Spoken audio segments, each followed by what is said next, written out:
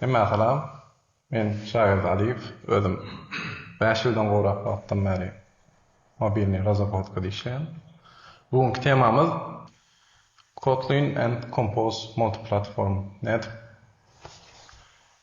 mobilny priложение ýazanda hem native hem cross UI'lary bir-biri bilen mix etmeli. Aslında şu arada geçýär we net AI'ya çatmaly Kotlin multiplatform projektine. Men özüm arada research aýtsam, aslında primary language dilim Kotlin, ondan Java'da işledim.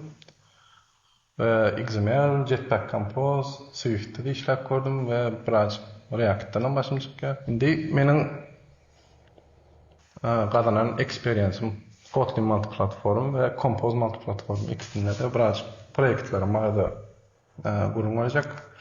Iň birinji projektim bu balary online sewda platformasy. Bu Play Market'te ve App Store'da AM var ve 2000 olay download. Bunun döredinle ulanan teknologiyalar mardaysam ilk bilen Compose multiplatformuna yazılan şoň UI framework ulanan. Sonra içinde kartada nire eltmelde zakarda şol belläp bolýan funksiýasy var. Oň üçin MapLibra ulanyldy. On XML ve Swift UI'daky library'lary hers üçin aýratyn ýazyldy.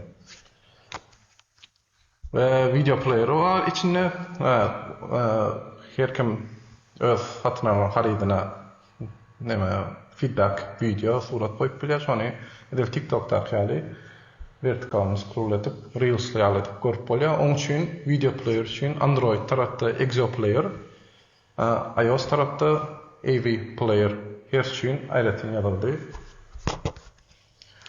Ve video compress ýanky diýişimleri öz satyn alan haridyna video goýanyna soňky telefonlarda Android'da, iOS'da razmeri gaty uly bolýar. Şoň üçin uğratmaka, servera uğratmaka, onu kompres etmeli oldu. Onun için logika aýratyn ýazyldy. İlki Android tarapda FFmpeg ve iOS tarapda iOS'un öz içinde gelýän API ulandy. Android'un öz içinde gelýän API hem ulandy. Onda näme boldy? Kaçtı piçelä razmer naborot ululýar. Şonda problem çykdy. Şoň üçin C++ yazılan FFmpeg'i Android tarafta Kotlin multiplatformuna çağırdım. İkinci projekt YTM GPS bu Play Market'ta koyuldu. Yani iOS'ta hem işleýär. Prosta account yok kullanıcı koyulmadı. Bulam Compose UI'da yazılan CMP UI'da ve hiç yeli library'si, intak library'si yok mu? Oturkam. Google Maps'i hiç yeli library ulanmadan her üçün aýratyn ýazyldy munna da. Munna real time GPS updates funksiýasy var. Yani GPS'leri dinläp durýar. Ktor ulandyň üçin Ktor'da belli wagt dowamında update'ler dinläp durýar. PDF generate edýän, report generate edýän funksiýasy var. Onda PDF döretmek üçin her üçün aýratyn kod ýazyldy. Soň Firebase Cloud Messaging bu hem her üçün aýratyn edildi. Sonra kiosk näme bilýänmi? Köçelerde altyn asyrdan zatdan telefonga pul geçip bolýar. Onun üçin hem Kotlin multiplatformunda projekt ýazdım. Nähip bolsa täzirden soň ornaşylyp başlaýarlar. Ulanan teknologiýalary Compose desktop. Compose'da bilýän mobilinde desktop hem ýazyp bolýar, Windows, Mac, Linux tapawdy. Şol JVM'in işläp bilýän ýerinde we desktop işläp bilýän ýerde bu Compose hem işläp bilýär. OS'ın portlar bilen işleýän kod ýazyldy. Şuna biraz problem çykdy. Kotlin community'ň özünde bu ile OS bilen port bilen işleşen library ýokken, şoň üçin Java community'ge geçip Java librarylaryny izledim ve tapdym. Şol ulanyldy. Yani pul salanlar dinläp durmaly. şol arkaly ýalňyş näde bolup pul salsa onu detekt etme şol arkaly üçin Java library ulanyldy içinde. Soň printer çek çıkarmak üçin Java printer diýip öz içinde gelen API var. Şol ulanyldy. Video player Java Swing diýip eşitdik olanmy? Java Swing desktop ýazylýardy. Şol ulanyldy. Bul Compose eger desktop ýazanygda Swing var, Java'da desktop ýazylýan framework y Java FX var. İkisini hem garyp eger bir komponent ýok bolsa, şol ikisinden çagyryp alyp import edip ulanyp bilýär. Video player Compose'da ýok, community'de gowdar, şoň üçin Swing video player ulanyp. Bunda Compose desktop her bir OS üçin, desktop OS üçin native binary çykaryp berip bilýär. Exe, Dev y Domaga. Exe Windows üçin, Dev Linux, Ubuntu üçin, Domaga Mac üçin. Sonra şu wagt işleyen proyektler, şu wagt şu proyektin ismini işleyen Campus Raspsania. Bu ortadan projekti Android'da, Play Market'da ve App Store'da var. Indi bu projekt näme diýildi? Bu download'a native app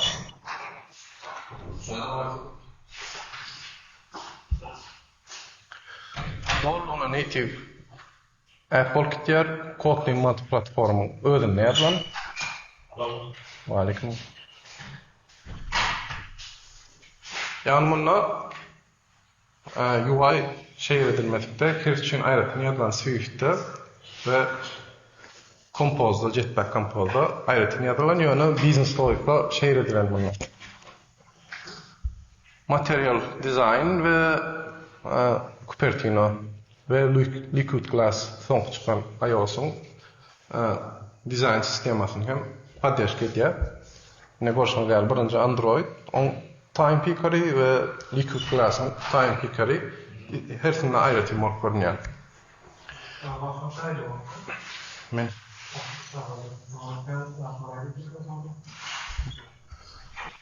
sonra käbir ýerlerine Option UI hem goýulan, hem Native UI ayrıca ýazylan ýerlerine hem mixed etip shared UI hem ulanylan ýer bar. Ol mix etmek üçin hem Redwood diýip library bar. Şol ulanylan. Multimodal arhitektura ulanylan içinde native performance öýdýär. Näme üçin native performance öýdýär?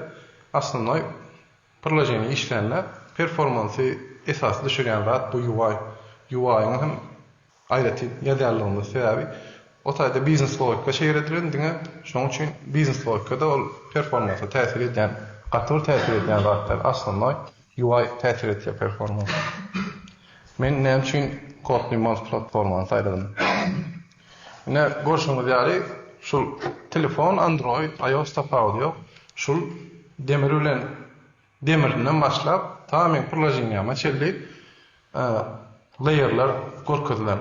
Birinci kernel işleýär, ondan soň Android runtime, Android'ın özü işleýär, soň application layer işleýär, hardware layer işleýär. Şol zatlar gitdigiçe sen ýokary galdyňça, ýa-ni kernelden başlap ýokary galdyňça sen limitation'yň köpelip gidiberýär. We iň soňunda sen öz programmerleme diline etýäňä şol limitation'y öz native'da näme limitation'lar bar bolsa, diňe şol limitation'lar bolsun diýip men ondan artykmaç bir başga framework'yň limitation'laryna garaşyp oturman. Goni native'da näme etip bolýanmasa, şu Kotlin multiplatformada etip bolýan üçin şu Kotlin multiplatformany saýladym. Ne bärde görkezlen. Şu native bu Android'ın diňe internal arhitekturasy. Şu native näme işleşip bilýän bolsa, native öz Android'ın öz dillerine işleşip bilýän bolsa, Kotlin multiplatform hem ansatlyk bilen şoň bilen işleşip bilýär. iOS tarapda da edil şunu ýaly.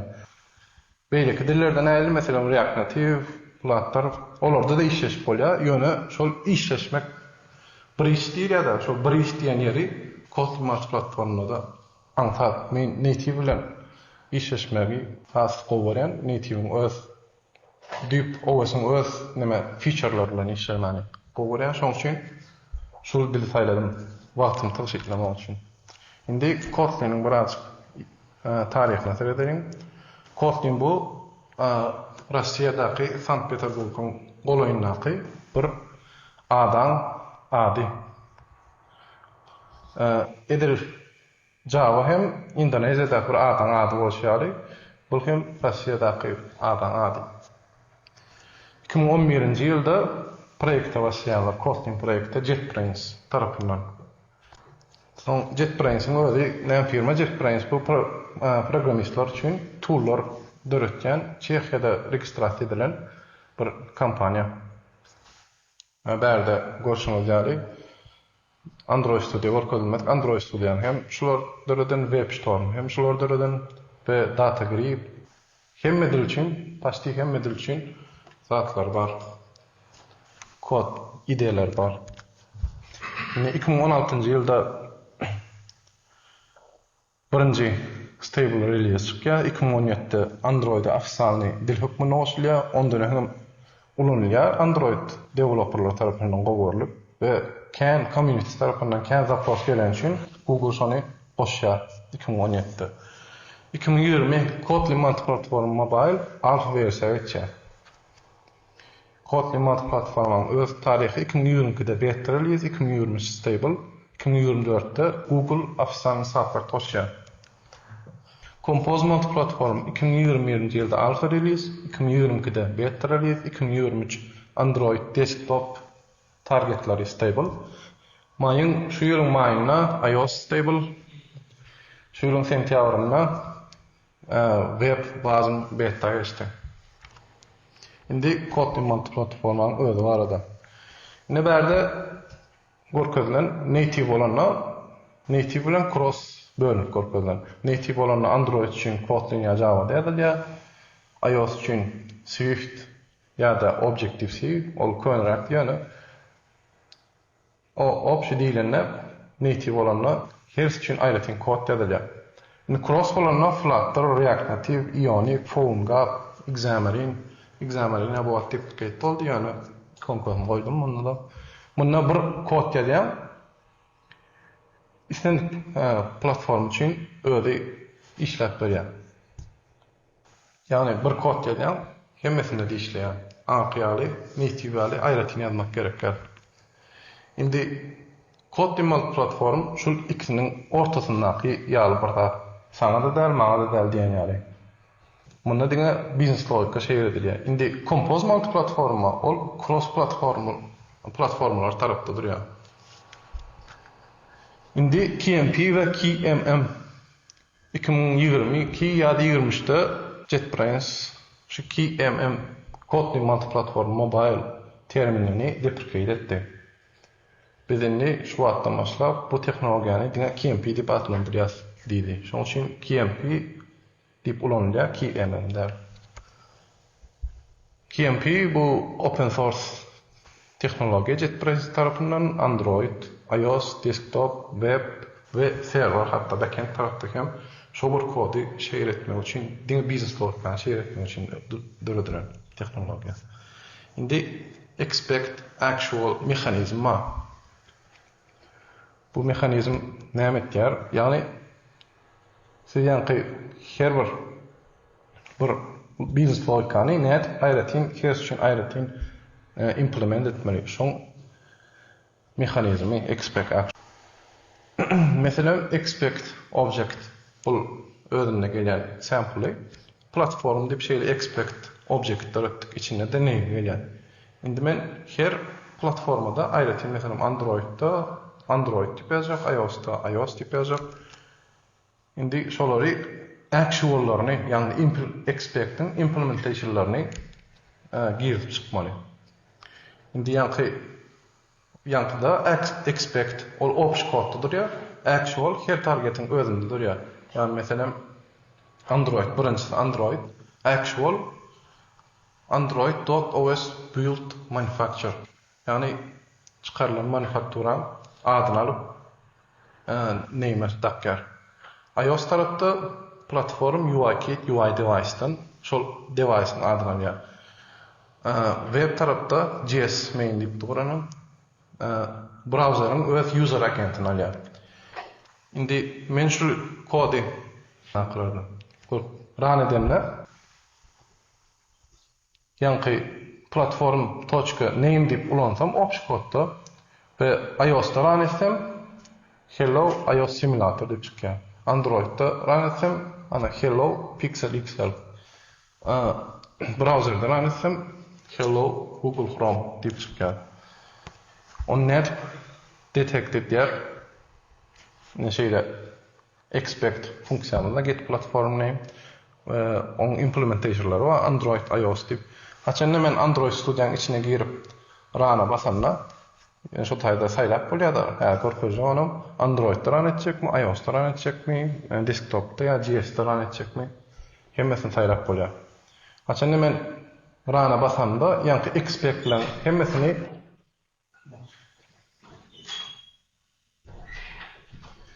expect funksiyonları gözleýär da şolaň implementation'ny Android'da ran edip oturan üçin Android tarapdaky implementation'dan paýtýar. Yani men häzir şol iOS'nyň ýerine null goýup null bolup bilenok, optional da Android'da rana basanda aşypka bermeýär compiler. Sebäbi ol iOS tarapdaky koda wapşe seretmeýär. Haçan men Android device saylap şoňa ran edemler. Näme tapawdy? Sen Flutter'da native code çağırjak bolýarmy? Platform meta channel dip şoň ýagyrlar. Ol şoň bridge üstü bilen sen aňyrda native code çağırjak bolsaň, native'ni özüne ýazmaly. iOS tarapda Objective-C ýa Swift ýa-da Kotlin tarapda Android tarapda Kotlin ýazýardy. Ýa-da ýa-ni bridge bilen üstü bilen darty çağırýan şoň. Indi Kotlin multiplatformuna näýeli? Sen ýa-ni expert actual dürütdiň ha. Indi sen implementation ýazma hers üçin. Meselem indi hers üçin implementation ýazmaly. Şol bridge'in öz, şol expect actual ýa-ni Flutter'da bridge'in özi. Sen nabarot hers dilde aýratyn ýazman, Swift ona nämede Kotlin'i aýratyn ýazman. Sen ýa-ni Swift'däki paketler bar, API'ler, iOS'un öz API'leri. Kimpi şonu Kotlin'e geçirip sana taýin edip goýýar ýazyp. Sen iOS tarapdaky implementation'y istesen Swift'de ýaz, istesen Kotlin'in özünde ýaz. Yani şol Swift'de bar bolan zatlaryň hemmesini Kotlin'e geçirip berýär. Taýsy biz tuğda ýa Wi-Fi'de bardyr. Böyle şoň API start berýär. Mesela ýanky görkezeň häzir ine şu taýda Swift kod görýän ýasyň implementation'larda. Ýöne UI device current device .name ol Swift'in API. Swift'in kody. Ýöne şol Swift'in kodyny alýada Kotlin'e geçirip berýär. Sen şol Kotlin'i import edip ulan bilen platform.UI-kit, UI device ol şol näme Swift tarapdan gelýär. Ol import on içiniň kody Swift'de ýazylar. Flutter'da ýazak bolsaň onun için Swift aýratyn ýazýan.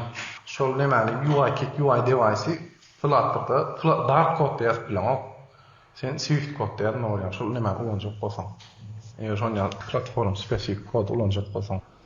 Birazjyk näme option projektiň strukturasy şeýlerek Kotlin project näşde Compose app bar. Muň içinde Android desktop nämäni bir UI bir edemez bolýar. Her üçin aýratyn UI emas bolýar. İçine girsen source code'un içinde Android common main ve JVM main durandır. Android'de değişik kodlar bärdir ya common X üçin hem ýazylan UI'lar bärdir ya JVM üçin ýazylan spesifik platform kodlar bärdir ya. Indi iOS app'a web app'a indi iberde server var. Bu Ktor'da ya da Spring Boot'ta tapadiyor. JVM'in backend nemelerini ulanıp bolýar. Indi hemme näki zatlar var, targetler var. Android, desktop, iOS, web. Şolaryň server var. Şolaryň opş kodyny shared durýar. Yani men şutaýda bir logika ýatsam. Mesela şutaýda DI'da neşe meseledim. Şul funksiýa var, ask question. Men şunu hem Android'da, hem iOS'da, hem server backend'de, hem web'de ulanyp bilýän. Bu ask question AI modelden sonra var ya, on jogabyna respons etýän şu kodlar. Her şeyin aýratyn ýazmak gerek. Şul mesela zat tarapy geçsem, server tarapy geçsem, backend Ktor'da ýazylan backend şu. Nextara application. Onda bärde server portu bärde nastroyk edilen, ýa ask question'y import edilen şeýerden. Idil şunu ýary, idil şu kodu men Android tarapyndan işleýär. Nämen görkezýär?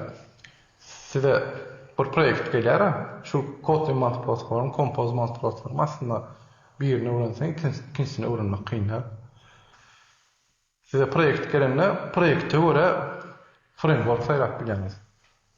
Mesela şart diýilmeli we UI platform spesifik kodlar kän ýok bolsa, Compose platformuna ýazyp goýýarýaňyz. Ya da her platformaň öz üçin kod kän bolsa, native bilen kän işleşmeli bolsa, onda Kotlin platformuna ýazýaňyz. Ya da uje size projekt var, Swift'de aýratyn ýazylan, Android'da aýratyn ýazylan, işin bir bölejiklerini opş ýazap bolýar, indi girjek bolýar. Yani bar olan projekte Kotlin platformu girjek bolsa, şoň bölejigini ana birinji step görkezýär. Bölejik logikany hem platform projektlaryň arasynda şeýletip bolýar. Yani size näme mümkinçilik berýär? Projekte göre framework saýrak bilýär. Yani näme bolsa React Native ya Flutter'da käbi, näme bolsa bir näme diýýärler. Size mümkinçilik berýär. Istesen UI aýratyn ýaz, istesen option ýaz, istesen native bilen cross UI garşydyryp ýaz. Şol mümkinçiligi bar. Bar bolan projektde hem goşup bolýar. Indi edilişi business logika diýär, business logikany öz aňarsynda hem kän layerlar ýatýar.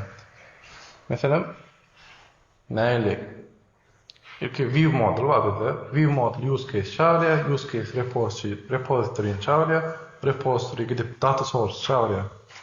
Yani data source'larda da remote ve local. Mesela kâr projeler vardır. Instagram zat internet bağlantı girýän, soň internetde çökýäni girsen şo gören zatlaryň cache'inde saklap dur. Şol data source'da çözülýär. Yani eger internet bağlantı gitýär remote'dan alýar, ýok bolsa göni localdan alýar. Ilki eger internet bağı bolsa, gelýär localdan alyp cache-dakyny görkezýär. Soňra remote'dan zapros uratýar, user'a görkezmesen bolýar. Onuň localdaky cache'i replace etýär, soň ýene UI update etýär. Şoň ýaly business logikalar geçýär. Ana şol prosesi her şeyin aýratyn ýazman, opş kodda, shared kodda ýazyp bilýäňiz. Indi şu remote API diýenlerini soň otaýyna näçe antatlaşdyrmaly, onuň bir line barsa, onuň görkezjek. Şo jogap bölegi ýatda saklap galaýyn. Indi bu kodda Android, iOS UI aýratyn ýazylan, opş view modelyny üstünden use case çağırýar, şeýle gitýär. Ya da Compose platformuna ýaly opş UI'dan opş shared business logikany çağırıp bilýär. Ya da her şeyin aýratyn ýazylan nemeler var, UI'lar var ve şol projenin içinde opş ýazylan bölekler hem ulanyp neme etip bilýär. Opş UI garşydyr ýazyp hem bilýär. Mesela şutaýa insertsaňyz, şol projeňe şol aşağına insertsaňyz bottom navigation diýilýär da Android'da material dur. iOS tarapda Liquid Glass özüňkisidir. Aýany şu UI içiniň UI'ne seretseňiz, ikisi hem meňzeş görünýändir. Şeýle iki şüýnem bir ýazylan. Birji screeni, diňe şol ikinji tabyň içindäki bir screeni Compose multiplatformda ýazylan. Indi muňa seretseňiz, berde birazjyk ütgen zatlar bar. Search aýratyn, zat aýratyn. Ýöne ortasyndaky UI bunda da option ýazylan. Indi nädip garaşdyryp ýazylan? Oň üçin Redwood diýip library ulanýar. Redwood näme diýip bilýär? Edil ol ýa-ki expect actual'ın zat ýaly. UI görnüşi ýaly Redwood. Korkudaýyn. Figma'da komponentler var. Figma için ýasan komponentlerini siz Redwood'da schema etip döretip bilýäňiz we her bir injinier özüňkisini implementation ýazyp ýa mesela bir button schemada komponent var. Şol button komponenti iOS engineer UI kit ulanyp berýär. Android engineer XML ya Jetpack Compose tapagy ýok, şonu ulanyp berýär. Web engineer DOM ýagny HTML'ın komponentlerini ýa React'ın tapagy ýok, komponentlerini ulanyp berýär. Ýöne Option code'da men button nip çağıranla haýsy platformada işläp duran bolsa, şol implementation'y alyp her platformanyň özüňkisini görkezýär Redwood. Şoňa kömek etýär. Şol iş asatlaşdyryp berýär. Aslında Redwood'un edýän işini özüň manual hem etip bolýar. Kotlin platformuna ýöne has asatlaşdyryp berýär.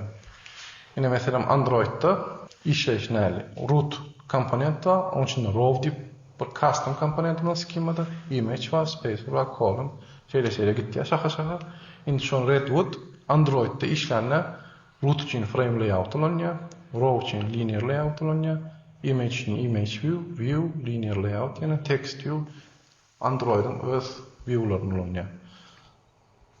iOS'da UI stack view, bunda da şonu UI image view, UI text view.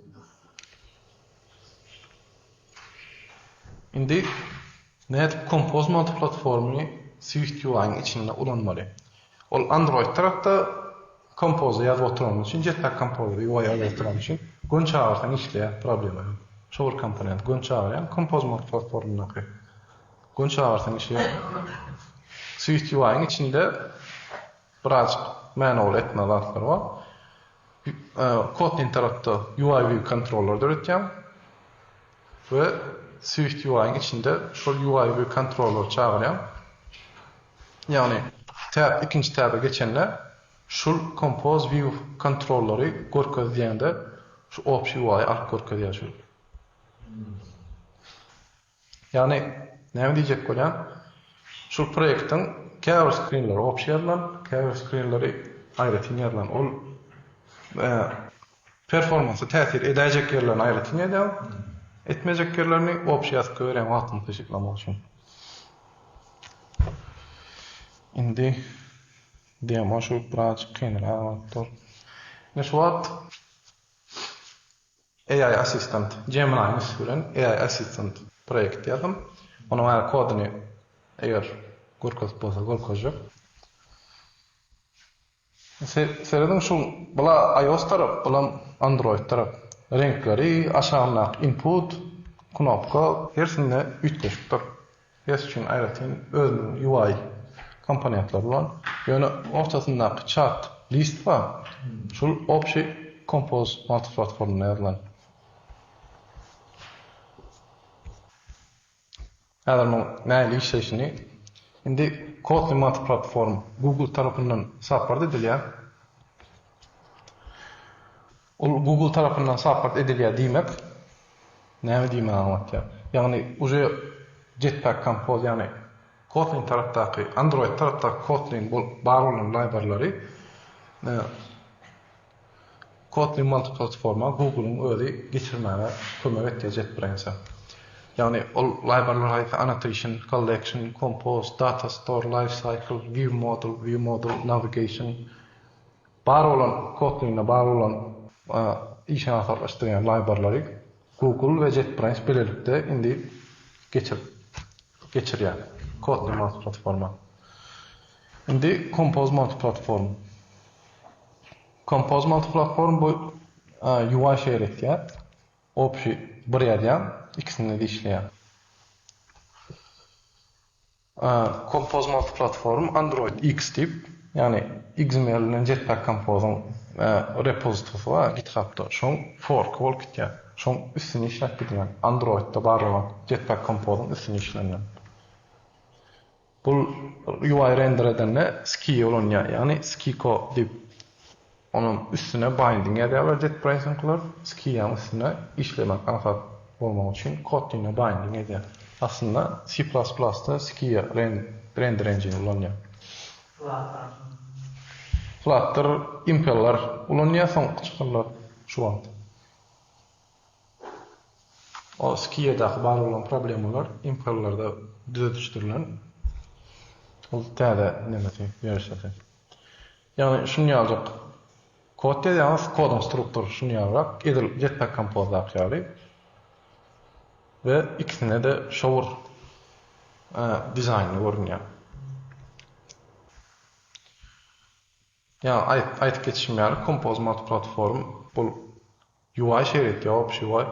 Kotlin platform bu diňe business logika şeýle etýär. İkisi bir-birine meňzeşdirler. Ýöne Compose platform Jetpack Compose'un ve Kotlin platformun kömegi bilen döredilen ikisinin kömegi üstünde işleýär. Soňky versiýasynda paralel rendering iOS tarapy goşdular. Yani çalt render etmek üçin, performans üçin bunu öçürgen bilýär. Eger UI'ňyzda kän agyr beren UI ýok bolsa, iOS tarapda ýa-da işletmen bilýär. Indi tooling Android Studio'da ýazyp bolýar, IntelliJ IDE'de ýazyp bolýar we hökman şu ikisinin haýsynda ýazak bolýan Kotlin platformyny plugin var. Şonu install edilen bolmaly. Hot Reload. Bu Kotlin platforma değişik zatlar. Sebebi Kotlin platformuna UI native ýazýar. Native'in özünde şu wagtçyly Android'da, iOS'da da preview bolanýar. Hot Reload ýok. Hot Reload nemedir? Compose platformunda var. Olam pakadiňe desktopy support etýär. Ýagny size hökman suratda desktop target bolaýmary. Diňe proýektler ödäňe diňe Android iOS'y saýlap durýarsyňyz, Hot Reload funksiýasy işlenok. Gapdan hökman desktop hem saýlamaly. Men desktopda ýazak. Desktop hem support etýär. Şu men ýazyp turan projeňem diýip saýlasaňyz, Hot Reload işleýär. Şunda neme saýlanan şutaýda run knopka bu Windows desktop target. İsteseňiz kodlar var, always on top. Neme diýelim? Hemişe ýüzünde durýar. Şutaýda obysny run var, Hot Reload run var. Şunu bassaňyz Hot Reload funksiýasy işleýär.